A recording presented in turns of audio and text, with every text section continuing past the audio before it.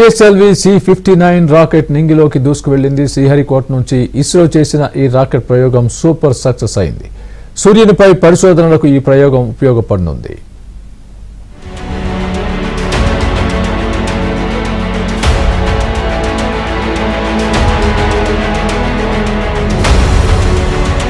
శ్రీహరికోటలోని Satish Dhawan space centre SHAR నుంచి PSLV C-59 వాహక నౌక నింగిలోకి విజయవంతంగా దూసుకెళ్లింది. సాయంత్రం 4:04 వాహన నౌక నిప్పులు చిమ్ముతూ కక్షలోకి ప్రవేశించింది.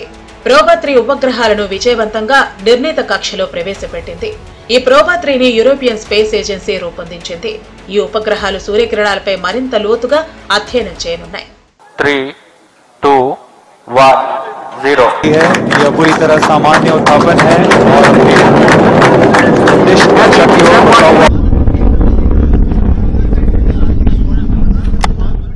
ప్రయోగం విజయవంతం కావడం పట్ల ఇస్రో చైర్మన్ ఎస్ సోమనాథ్ శాస్త్రవేత్తలకు అభినందనలు తెలిపారు. రోబా తదుపరి చేపట్టే ప్రయోగాలకి ఇస్రో చైర్మన్ శుభాకాంక్షలు తెలిపారు. NSIL భాగస్వామ్యంతో ఈ ప్రయోగం చేపట్టామని ఇస్రో చైర్మన్ పేర్కొన్నారు. Achieving the mission goals. Congratulations to both the teams. Thank you.